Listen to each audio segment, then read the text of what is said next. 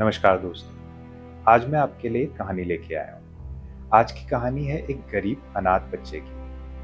इस कहानी की लर्निंग्स मैं आपको एंड में बताऊंगा। कहानी शुरू होती है सन 1970 में।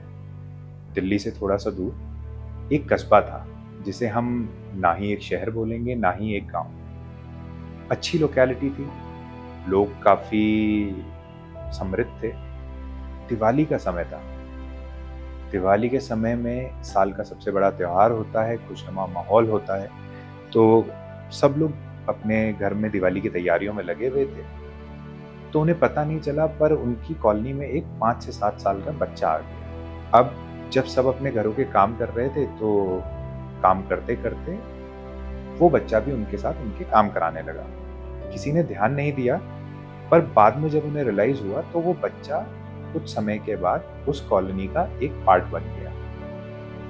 हल्के-हल्के वो बच्चा बड़ा होता गया। बड़ा हुआ तो सब कॉलोनी वालों का उस बच्चे की तरफ स्नेह बढ़ने लगा।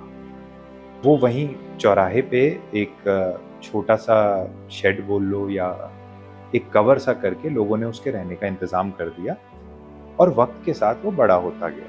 सब लोगों ने उसकी काफ़ी मदद करी, खाने को मिल जाता था। साथ के साथ कुछ लोगों ने उसके पढ़ने का भी प्रबंध कर दिया।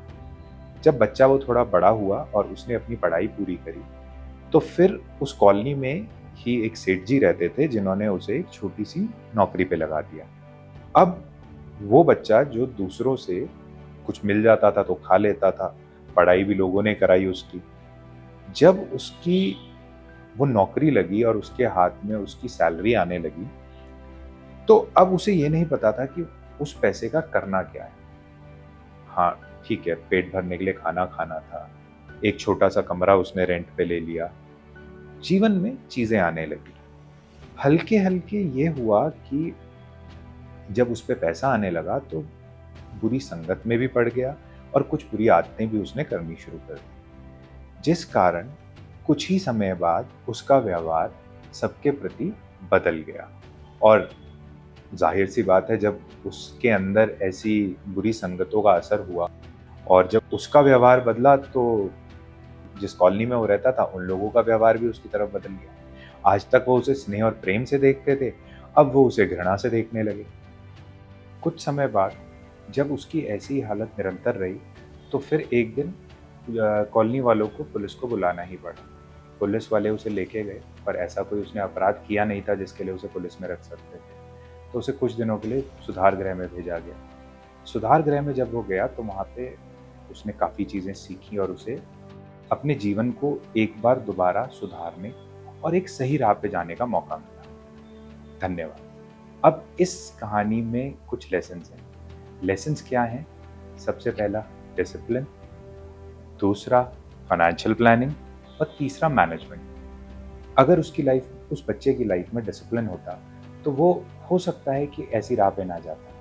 अब आप कहेंगे कि उसके तो माँ-बाप भी नहीं थे, डिसिप्लिन कैसे होता?